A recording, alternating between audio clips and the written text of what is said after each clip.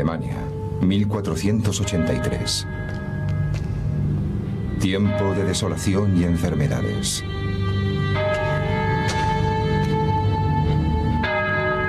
Por aquel entonces, la peste podía exterminar ciudades enteras en apenas unos días. Y una cuarta parte de todos los niños moría antes de cumplir los 5 años.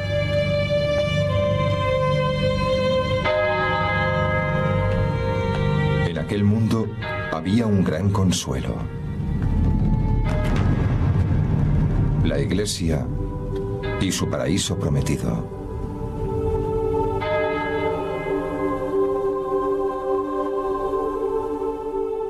Aquella promesa había convertido a la Iglesia en la institución más poderosa de la tierra. Rica como nadie, más poderosa que la realeza, pero también corrupta y tiránica. Un imperio que habría de derrocar un solo hombre: Martín Lutero.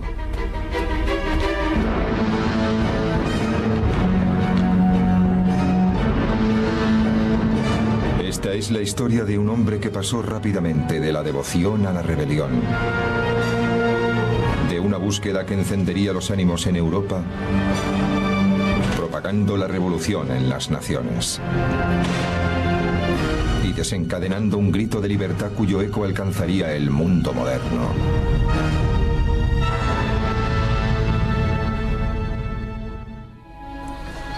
Alemania, febrero de 1546. Martín Lutero viaja de Wittenberg a Eisleben. El otrora hombre más famoso de Europa se acerca al fin de sus días. Este será su último viaje.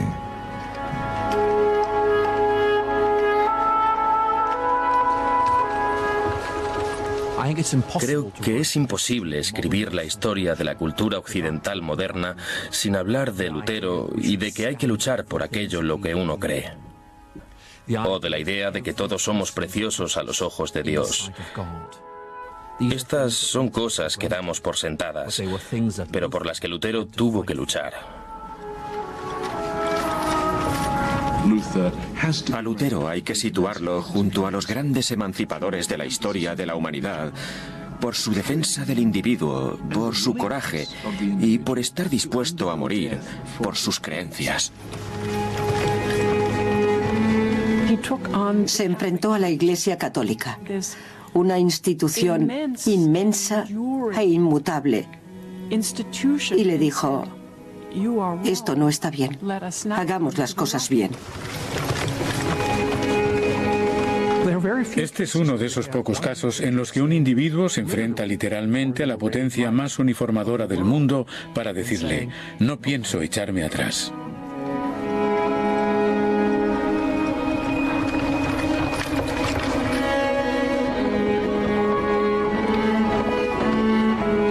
Seguro que no ha habido nadie en 1000 años a quien el mundo haya odiado tanto como a mí. Ojalá nuestro Señor me aconseje y me lleve pronto con él. Con gusto alargaría el cuello para que sobre él cayese toda la furia de un trueno y me derribase. Amén.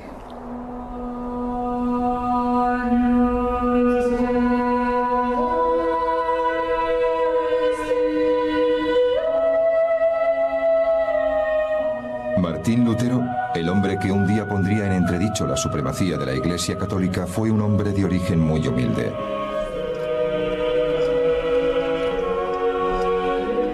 Creció en una pequeña ciudad llamada Eisleben, en el norte de Alemania. Una afanosa comunidad donde la Iglesia era la mayor autoridad. Lo más destacado de la religión en la Baja Edad Media era el cristianismo, la única religión posible. La suya era la única gran historia que se podía contar. Una historia que de hecho se contaba sistemáticamente y que formaba parte integral de las instituciones allí donde uno iba.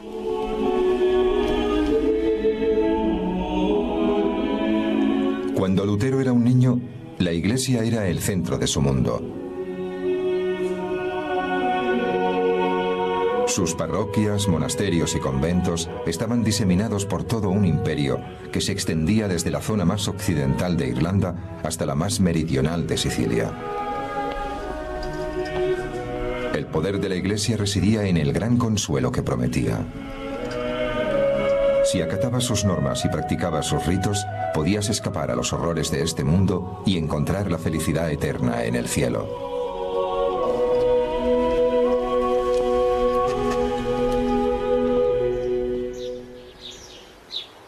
Pero la Iglesia ejercía tanto control sobre la vida en la tierra como en el cielo. Sus reglas y preceptos impregnaban todos los aspectos de la vida diaria. La Iglesia decía qué nacimiento era legítimo. Decía qué matrimonios eran legales. Decía qué testamentos eran válidos.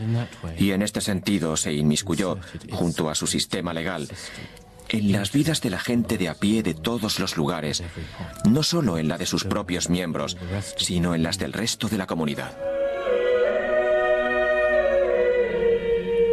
Como muchos otros a su alrededor, el joven Lutero acataba los preceptos de la Iglesia. Había trabajado como monaguillo y había cantado en el coro.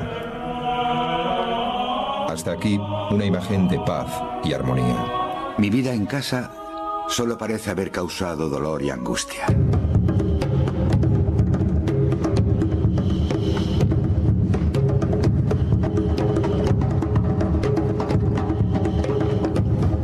El padre de Lutero, Hans, era fundidor de cobre, uno de aquellos nuevos y prósperos hombres de negocios que se habían librado del yugo del antiguo sistema feudal para montar su propio negocio.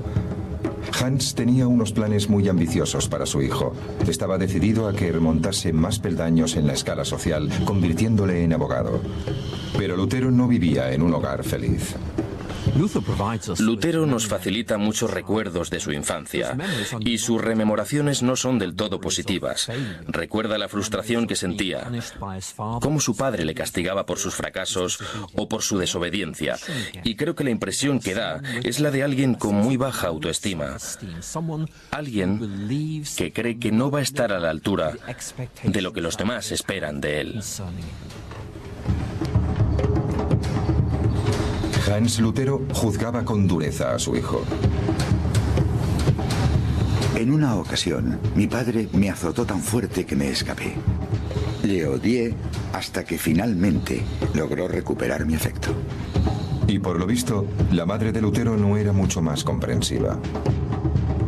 Una vez mi madre me golpeó hasta hacerme sangrar por haber robado una nuez. El miedo al castigo y al fracaso marcaría a Lutero para el resto de sus días. Sin embargo, eso no le empujó a satisfacer las ambiciones de su padre, sino a una espectacular rebeldía.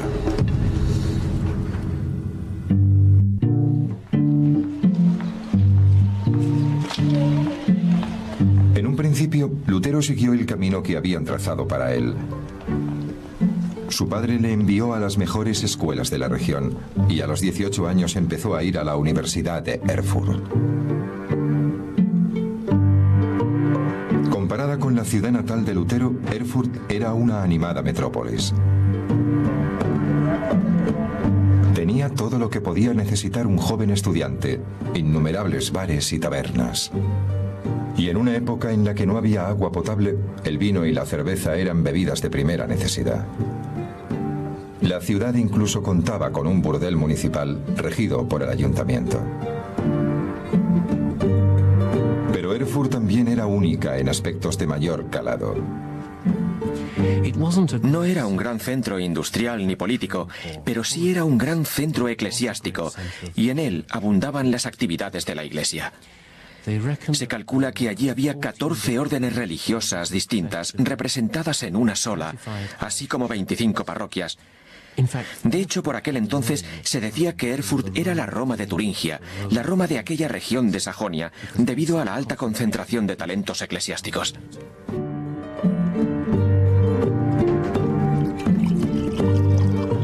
En Erfurt, Lutero floreció, se convirtió en un músico entusiasta y forjó muy buena amistad con varios compañeros de estudios.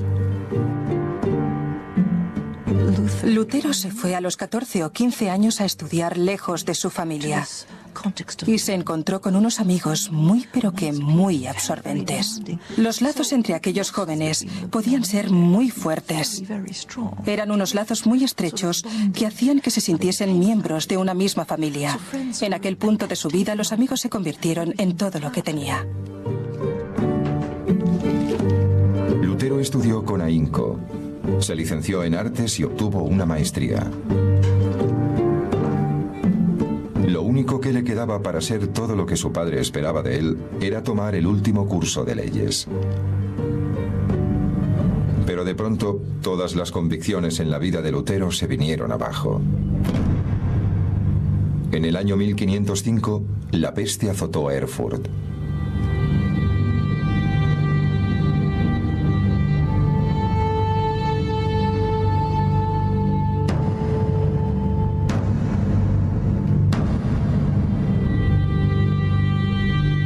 La enfermedad se propagó fuera de control por las estrechas calles de la ciudad, sembrando la muerte y la angustia a su paso.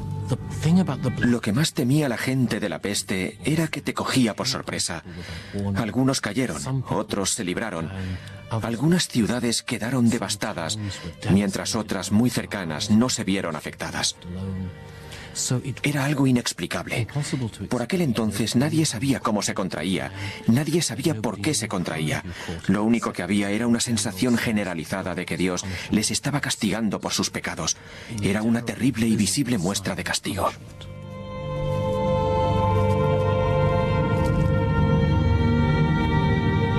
Durante los últimos 100 años, la peste había acabado con casi la mitad de la población europea.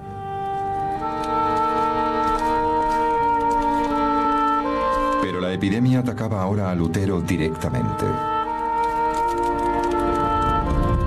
3 de sus amigos murieron víctimas de la enfermedad.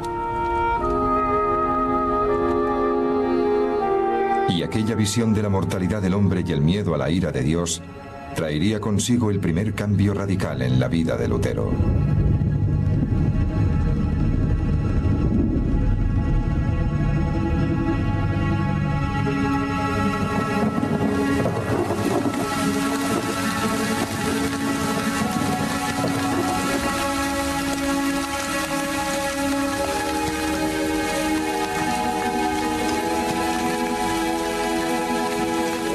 Lutero, con 23 años, regresaba a Erfurt tras visitar a su familia.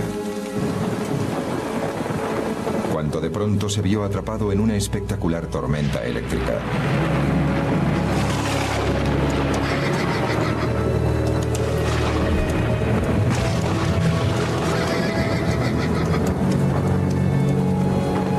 Nadie sabe exactamente qué le ocurrió a Lutero aquella noche, pero le afectó en lo más profundo de su ser. De repente, acechado por el pánico y la congoja de la muerte, me vi obligado a hacer un trato con Dios. Ya había perdido a 3 amigos por culpa de la peste y ahora se enfrentaba él mismo a la muerte, de manera que Lutero llegó a un acuerdo con Dios. Si sobrevivía, se haría monje. La cercana experiencia de la muerte te lleva a pensar en qué estado está tu alma, cuál es el balance. Estoy hablando casi de una especie de contabilidad espiritual. Uno se pregunta, ¿en qué estado estoy? ¿Cuál es el balance de mi vida? De haber muerto ahora, de no haber funcionado mi invocación, ¿dónde habría terminado? En el infierno, por pecador.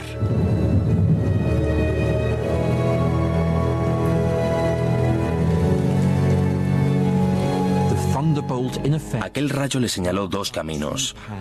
Podía coger el camino que su padre quería que cogiera, o podía coger el camino que, en sus propias e inconscientes cavilaciones, él mismo empezaba a creer que debía tomar.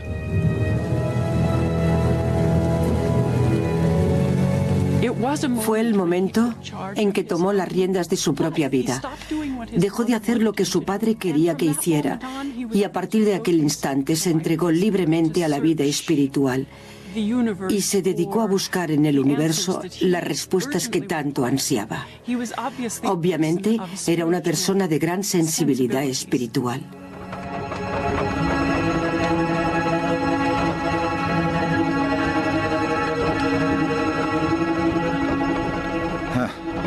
Cómo se enfureció mi padre al averiguar que su hijo no iba a convertirse en abogado.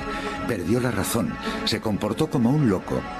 ¿Cómo se iba a imaginar él que el hecho de tener un monje en la familia le iba a suponer más prestigio y vergüenza que 1000 abogados vestidos de armiño?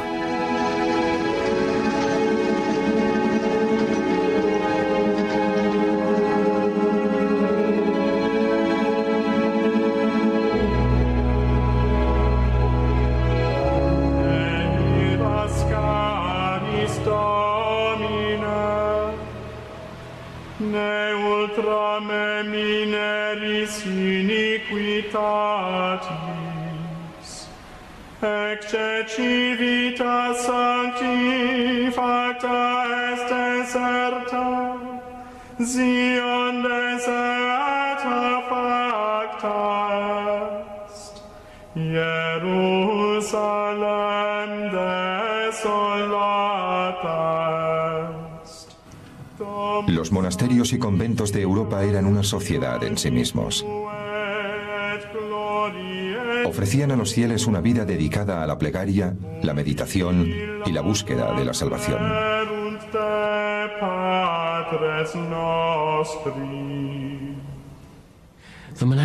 La vida monástica estaba marcada por el ritmo de las 7 horas del día litúrgico. Esto quería decir que 7 veces al día los monjes tenían que reunirse para cantar y recitar fragmentos del servicio eclesial, y eso incluía levantarse en mitad de la noche. Y cuando no estaban tomando parte de los servicios litúrgicos, sus vidas también eran rigurosamente controladas. En muchos monasterios solo se podía hablar en algunos lugares y a horas determinadas. No había ninguna privacidad y sus comidas eran muy sencillas. Los hábitos de los monjes también eran muy rígidos, burdos e incómodos. ¿Por qué debían llevar aquellas ropas tan incómodas? ¿Por qué debían asistir a todos los servicios? ¿Por qué comían tan mal? Pues por lo visto la respuesta estaba en que solo renunciando a todo aquello que la gente considera cómodo y valioso se podía alcanzar la salvación. Lutero no tardaría en creer que el único modo de lograr la salvación era renunciando por completo a su mundo para sumergirse por completo en una comunidad que le aislaba de todo.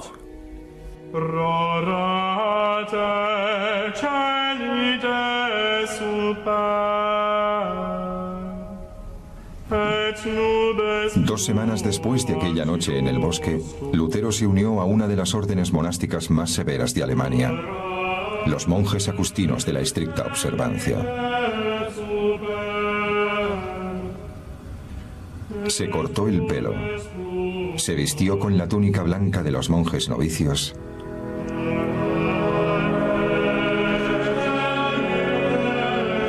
y se postró ante el abad.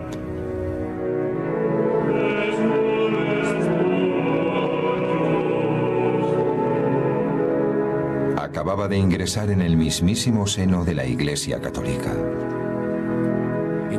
No era el tipo de orden que uno elegía si lo que quería era una vida cómoda y fácil. No era en absoluto ese tipo de centro religioso. Sin embargo, creo que era una buena orden para alguien espiritual y mentalmente dotado.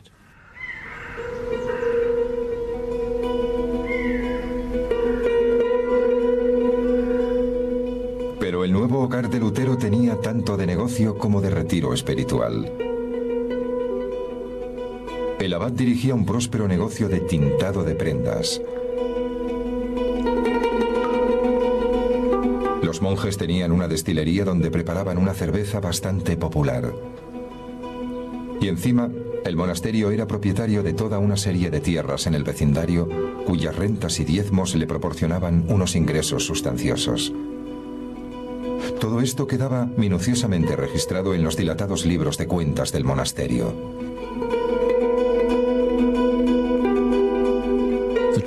La Iglesia no pedía ayuda a sus feligreses, se la exigía, se la imponía. Tenía derecho para recaudar el diezmo, que no era precisamente una contribución voluntaria, sino un tipo de impuesto que estabas obligado a pagar si no querías que te llevaran a juicio. Además, todo el mundo accedía a su pago, porque les habían inculcado desde su más tierna infancia que si no contaban con los servicios de la Iglesia, sus almas correrían un grave peligro.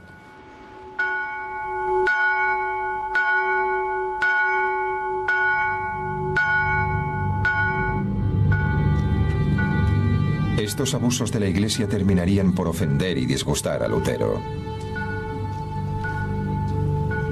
Aunque de momento, lo único que le preocupaba era su alma. Se lanzó de lleno a la vida austera y solitaria que la Iglesia reserva a sus más devotos seguidores.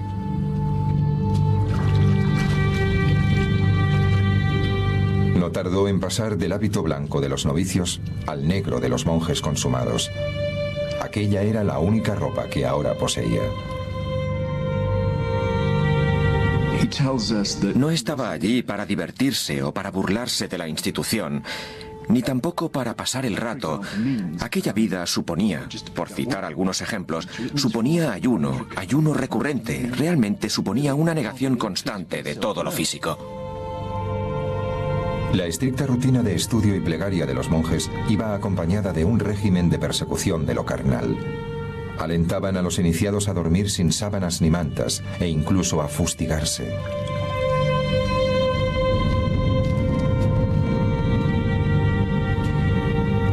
Una de las cosas que pretendían era emular el sufrimiento de Cristo para así convertirse en ascetas. Creían que al dominar sus deseos carnales, al dejar de necesitar la comida, la compañía sexual y las comodidades de la vida, se estaban identificando con Cristo.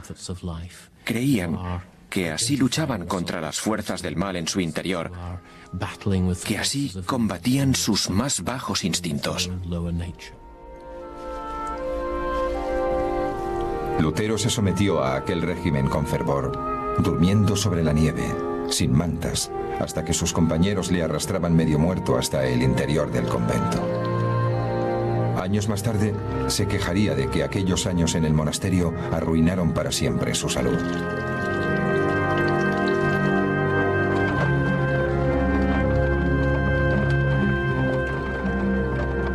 Si alguna vez un monje mereció ganarse el cielo por su devoción, ese fui yo. De haber seguido un tiempo más con aquella vida, me habría matado con vigilias, las plegarias, las lecturas y demás trabajos. Todo lo que Lutero hizo a lo largo de su vida lo hizo a conciencia. Lutero lo hacía todo al 100%, al 110%. Y si a Lutero se le había metido en la cabeza hacerse monje, pues lo iba a dar todo, se iba a entregar en cuerpo y alma. Fue un buen monje.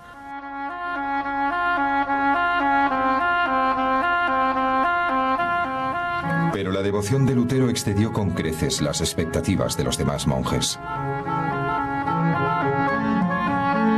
Cada vez le preocupaba más no complacer nunca a Dios, no llegar nunca a ganarse el cielo. El hecho de haber cambiado a un padre implacable por otro aún más difícil de complacer.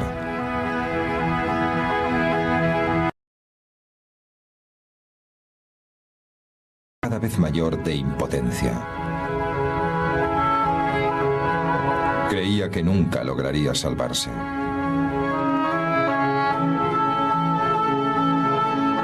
Los designios del Señor son demasiado elevados y difíciles de satisfacer.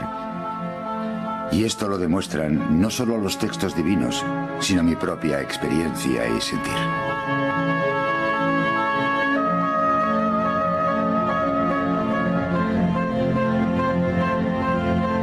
Cuanto mayor era su desesperación, más se volcaba Lutero en los rituales de la Iglesia.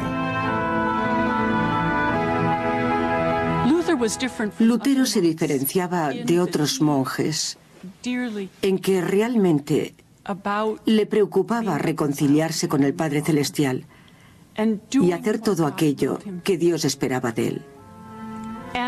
Podemos ver su búsqueda, su agonía, su profunda gravedad. Solo quedaba confiar en que encontrase el camino. De lo contrario, iba a llevar una existencia muy tormentosa.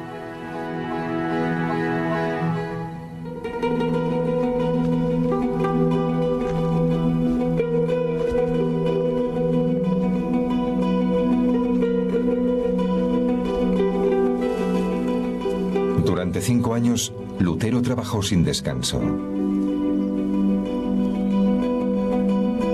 Hasta que en 1510 le ofrecieron una breve escapada a su vida de enclaustramiento. Su orden le envió en misión a Roma, en una de las mayores peregrinaciones de la Iglesia.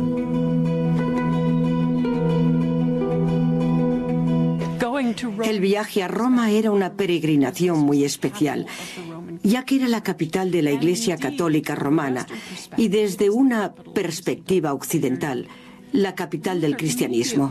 Lutero decidió inmediatamente que intentaría sacarle el mayor provecho espiritual posible a aquel viaje. Roma era una valiosa reserva de santidad. Era el hogar de San Pedro, del Papa y de los restos de innumerables santos y mártires. Decenas de miles de peregrinos visitaban Roma todos los años, con la esperanza de que aquel viaje los acercase más a Dios. Vestían de forma diferente, cogían un palo, caminaban y vivían con austeridad. Había pocos albergues a lo largo del camino para los peregrinos, así que para cuando llegaban al lugar de peregrinaje, en cierto modo, ya habían cumplido penitencia y merecían encontrar las tumbas de los santos al final de la peregrinación. Por fin eran dignos merecedores de la gracia del encuentro. Lutero y sus compañeros tardaron más de 2 meses en realizar su largo viaje hacia el sur. Finalmente, en octubre de 1510, llegaron a la ciudad eterna.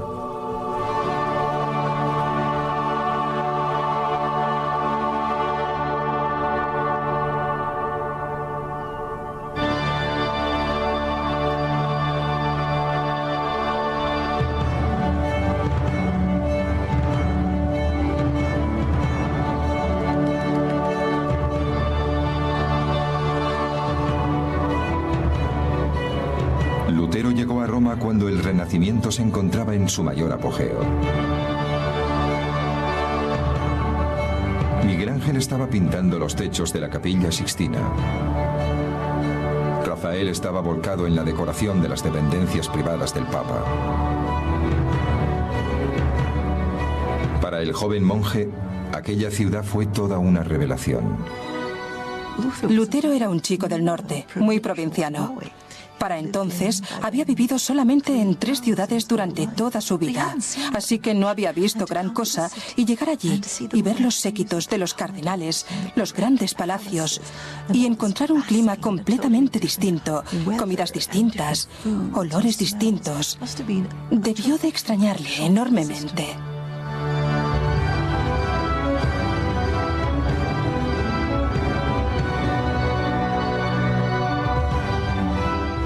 Por lo visto, cuando Lutero llegó por vez primera a Roma y entró en la ciudad, le abrumó enormemente la idea de estar en la ciudad sagrada.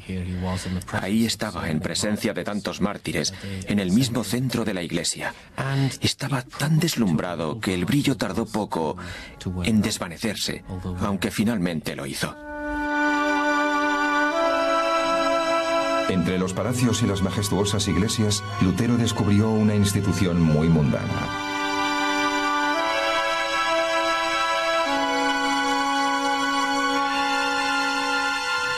Aquella ciudad daba tanta importancia al dinero como a la religión. El papado como institución recaudadora de dinero era como un enorme sumidero que tragaba dinero procedente de toda Europa. La Iglesia enseñaba que el dinero era la raíz de todo mal y que, por ejemplo, prestarlo a cambio de intereses era un pecado mortal. Pero en realidad la Iglesia movía millones de ducados. En realidad, Lutero había llegado a la sede principal de una gran corporación europea, sustentada en los beneficios de monasterios como el suyo, en la donación de sus fieles y en los impuestos que cobraba por todo, desde una licencia matrimonial a un cardenalato. Lo más importante que hay que recordar sobre el papado de principios del siglo XVI, institución que existía desde hacía varios siglos, es que básicamente era un Estado con todas las características de un Estado. Tenía burocracia, palacios, magníficos edificios. Tenía lo mismo que un gran príncipe renacentista.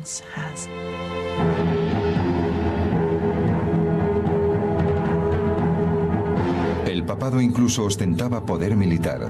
De hecho, el castillo de Sant'Angelo, el fuerte privado del Papa y su batería de cañones se alzaban imponentes sobre la ciudad.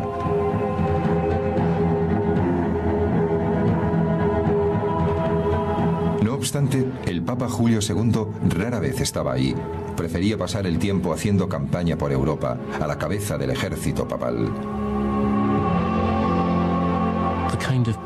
Los hombres que llegaban a lo más alto de la Iglesia solían ser duros hombres de negocios. Y la necesidad de contar con aquella especie de directores y políticos tan poderosos explica por qué Roma era un lugar espiritual lleno de gente tan poco espiritual. En Roma, Lutero descubrió un cinismo que le afectó profundamente.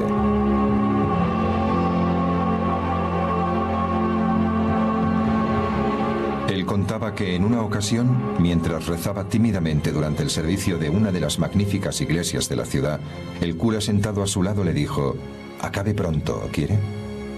Y después, mientras alzaba la hostia sagrada en la que creía que se había transformado el cuerpo de Cristo, otro cura murmuró: «Pan eres y pan seguirás siendo».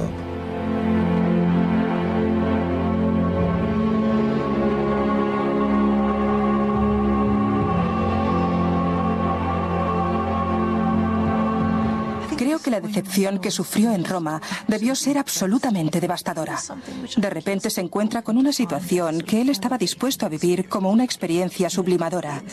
Se encuentra en la sede de la institución a la que él sirve y descubre que allí nadie habla su mismo idioma, en más de un sentido.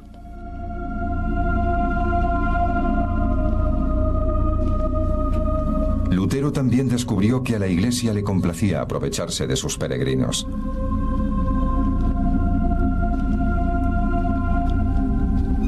Le permitieron visitar previo pago la cripta de una iglesia. Allí podría ver los restos de 46.000 mártires cristianos. Aquello le concedía lo que se conocía como una indulgencia, que le permitiría rebajar su tiempo de estancia en el purgatorio tras su muerte. El purgatorio era el lugar donde los cristianos expiaban sus culpas, a veces durante miles de años, antes de poder entrar en el cielo. La oportunidad de comprar una reducción del tiempo de estancia en el purgatorio era algo muy tentador para los fieles y muy rentable para la Iglesia.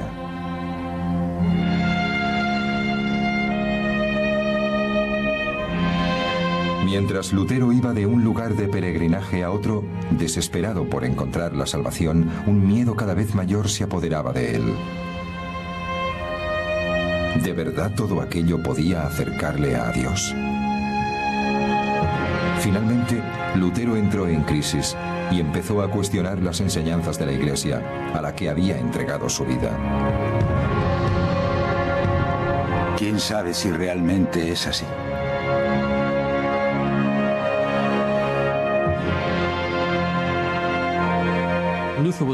Lutero estaba claramente desilusionado con Roma, no solo por su superficialidad espiritual, sino porque, sencillamente, sentía que Roma no era un reflejo del cristianismo tal y como él lo entendía.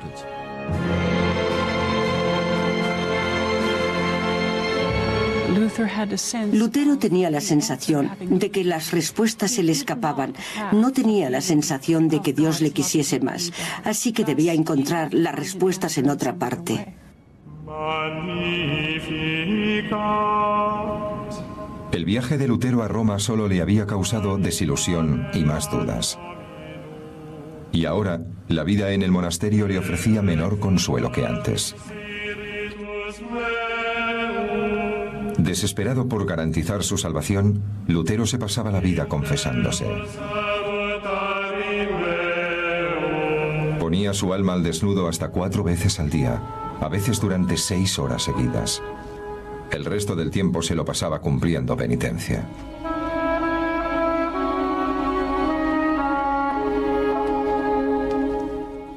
Había algo extraño en Lutero. Creía que nunca lo iba a lograr y aún así no dejaba de intentarlo. Se confesaba y conseguía la absolución, y así era como se suponía que la Iglesia debía tratar aquellos asuntos.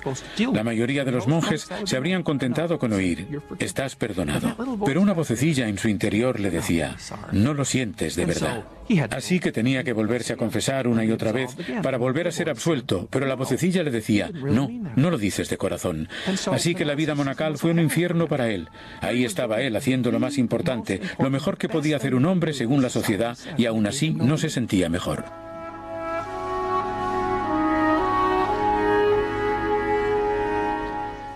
Su cabeza era un hervidero, y aún así seguía sin obtener respuestas. Seguía sintiéndose terriblemente culpable. ¿Cómo es que la vida monacal ha funcionado para decenas, para cientos de miles de hombres a lo largo de la historia del cristianismo? ¿Cuál es mi problema?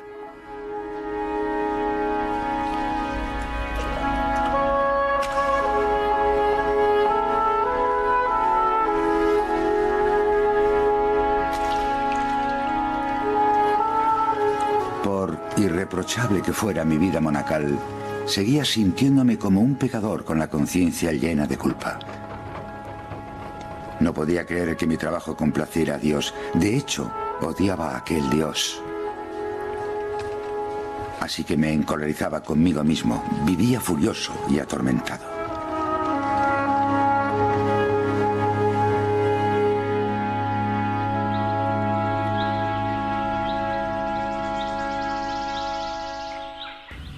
La sabiduría y la perspicacia de otro hombre permitieron a Lutero escapar de la presión de su propia angustia y le pusieron inconscientemente en la senda de la revolución.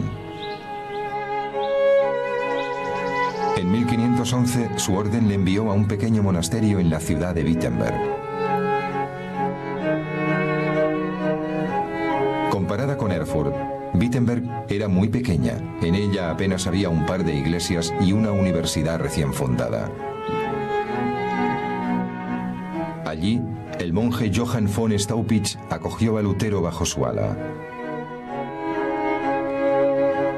Staupitz era un miembro destacado de la orden de Lutero y estaba decidido a librar al joven monje de aquel ciclo de desesperación.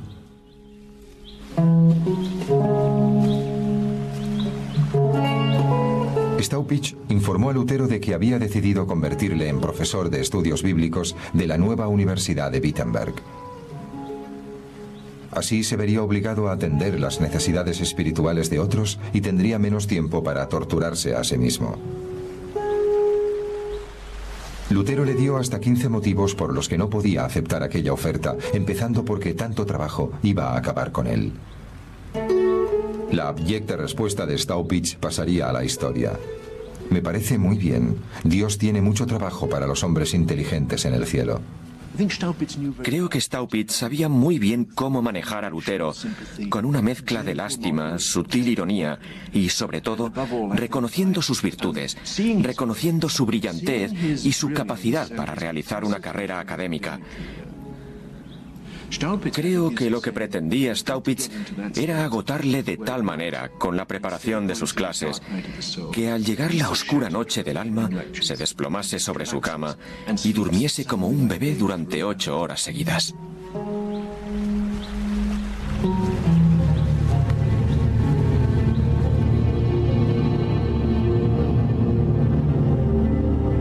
La intuición de Staupitz resultó ser muy certera. Enfrentado a una clase llena de estudiantes a los que explicar la Biblia, Lutero se vio obligado a involucrarse con el mundo y a dejar de fustigarse por sus defectos. Tenía que decir a toda una clase qué era cada cosa. Ya no había tiempo para meditar en su celda, ni para discutir con otros monjes. Ahora tenía que imponer su autoridad.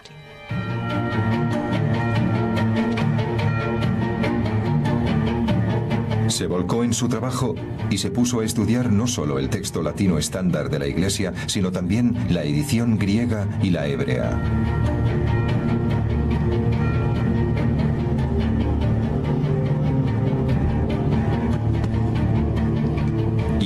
mientras reflexionaba, tomaba notas y razonaba sobre su trayectoria a través de su fe, Lutero tuvo una revelación. Una revelación que cuestionaba todo lo que le habían enseñado sobre su iglesia. Lutero había crecido creyendo que la persona que se salvaba era aquella que luchaba y se esforzaba por salvarse. Ahora empezaba a darse cuenta de que para salvarte solo tenías que extender y abrir tus manos vacías para recibir aquel regalo que Dios quería darte.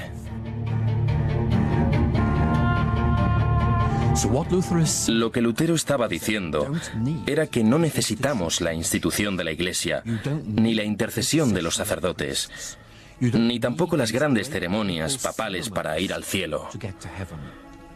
No es un asunto entre el hombre y la Iglesia, sino entre el hombre y Dios.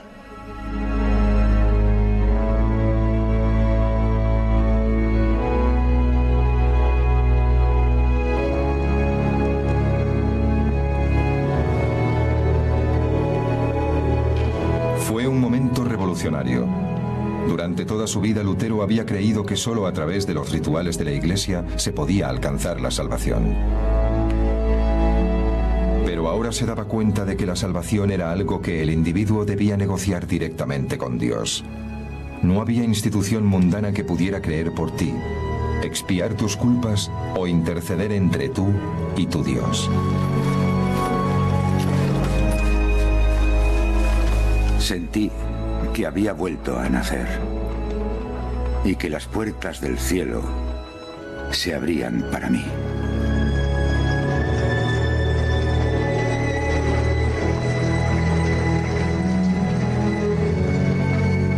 Pero nadie, y aún menos el propio Lutero, podía anticipar la ola de agitación y sublevación que estaba a punto de provocar.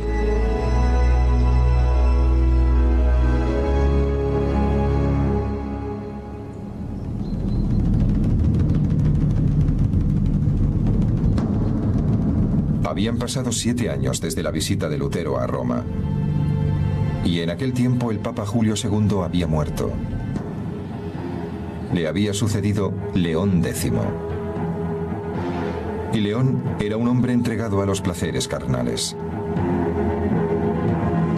En sus banquetes normalmente había un gran pastel de postre del que salían niños pequeños desnudos.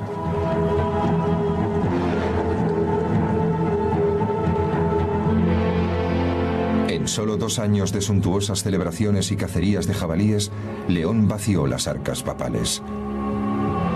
Se vio obligado a detener las obras de la mayor extravagancia de la Iglesia hasta la fecha, la gloriosa Basílica de San Pedro. Es uno de los mayores proyectos de construcción en la historia de Europa y todos los grandes artistas, escultores y arquitectos del Renacimiento italiano, sin excepción, participaron en él. Eso sí, tragó dinero como solo un proyecto de construcción de esta magnitud podía hacerlo. León se mostraba despreocupado. Y para volver a llenar sus arcas, recurrió a uno de los mejores métodos que tenía la Iglesia para recaudar dinero: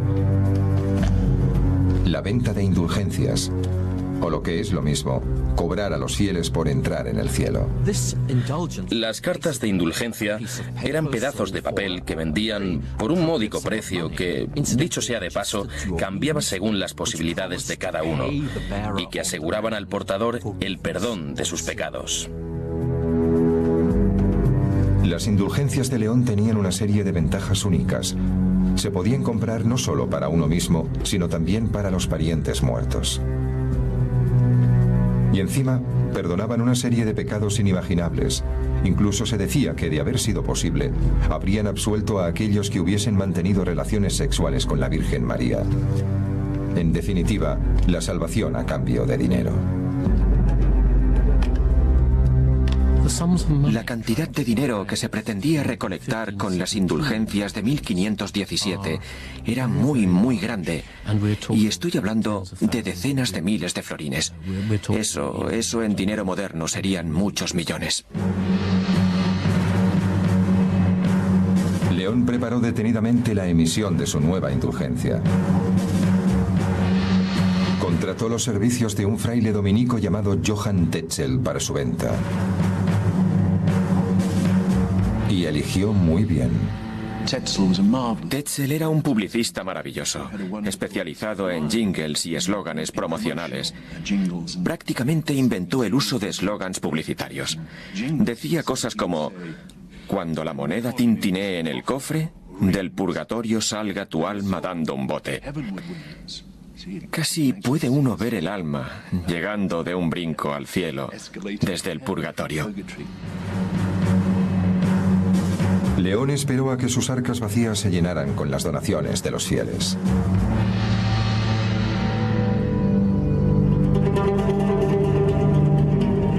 El principal mercado de Tetzel para la venta de indulgencias fue Alemania. Los habitantes de Wittenberg se enteraron rápidamente de la reducción de condena que ofrecía la Iglesia.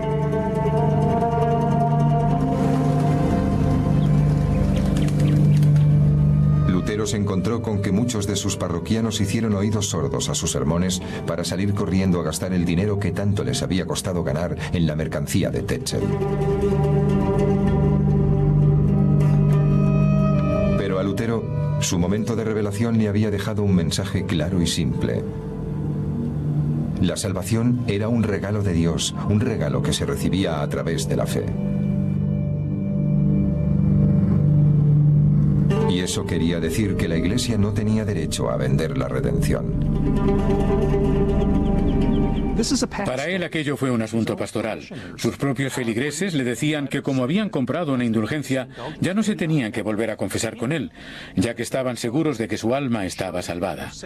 Lutero creía que aquello no era más que una ilusión, que posiblemente acabaría con su condena. Así que para él se trataba de un asunto muy serio. Estaba enfadado, porque aquello iba en serio. Estaba en juego la vida de mucha gente. Si no hacían lo correcto, podían terminar en el infierno.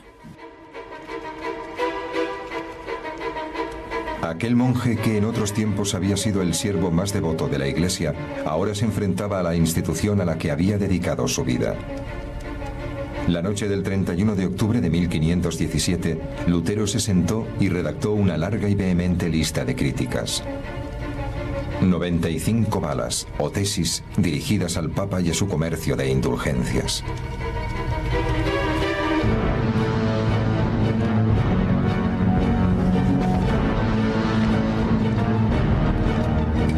A continuación las clavó en la puerta de la iglesia del castillo de Wittenberg.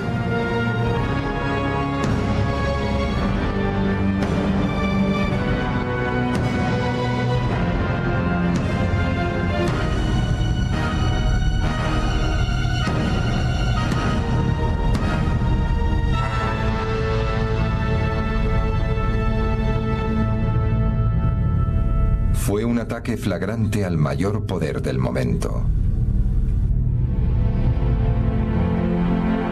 La bendición divina está al alcance de todos sin necesidad del Papa. Las indulgencias son verdaderamente perniciosas, inducen a la autocomplacencia y ponen en peligro la salvación. El Papa es más rico que Creso. Debería vender la Basílica de San Pedro y entregar ese dinero a los pobres. En suma, lo que las 95 tesis dicen es: ¿dónde están los límites del poder papal? Creo que la primera ya planteaba el problema abiertamente, al decir que el camino al arrepentimiento y el perdón era mucho más arduo de lo que pudiesen hacer creer las indulgencias. La cosa no era tan sencilla como decían las indulgencias. Las indulgencias dicen que el perdón tiene precio. Lo que Jesucristo dice, y Lutero le cita, es que el arrepentimiento, que el perdón está en el arrepentimiento. Y eso ya es más difícil. Así que yo creo que realmente estaba cuestionando la autoridad papal.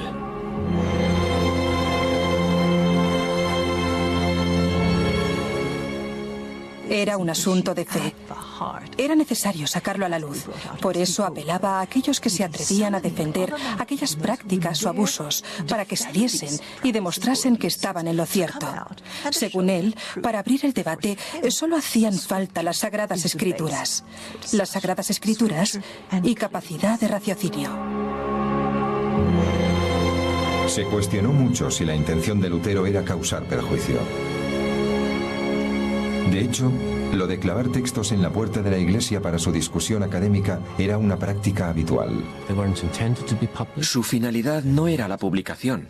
Estaban en latín y el lenguaje era en ocasiones técnico y de difícil comprensión. Por otra parte, el estilo de las 95 tesis no era sencillo y los sentimientos que en ella plasma Lutero son tan intensos y profundos que resulta difícil creer que su único objetivo fuese entablar una conversación privada con un superior de su iglesia. Cuesta no pensar que, al menos, se le pasó por la mente su publicación. Al final, fueron otros los que las publicaron por él. Lutero estaba a punto de convertirse en uno de los autores más vendidos de la historia. Menos de 70 años antes, otro alemán, Gutenberg, había perfeccionado la primera máquina impresora del mundo. Por aquel entonces ya se imprimían muchos libros y panfletos, incluso las indulgencias de León X. Le había llegado el turno a la sincera obra de Lutero de pasar a la imprenta. Sus tesis se extendieron como las llamas por toda Alemania, poniendo a Lutero y a toda Europa en una tesitura impensable. Escondían en su interior la capacidad para deshacer la autoridad del Papa. El propio Papa patrocinaba las indulgencias y sin su aprobación no se podían vender. ¿Con qué derecho un fraile advenedizo las cuestionaba? Lutero no fue capaz de prever la consternación que aquello iba a provocar entre las más altas esferas.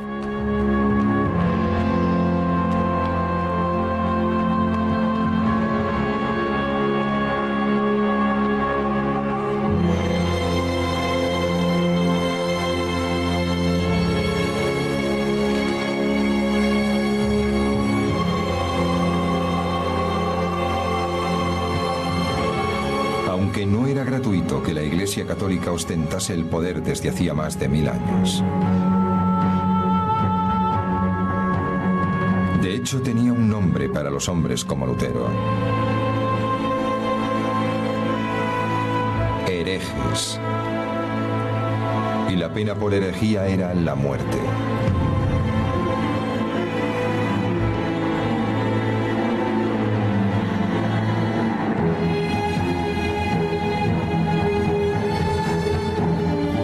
Estaba montada la escena para el mayor conflicto en la historia de la Iglesia. Una batalla entre la institución más poderosa del planeta y un monje solitario.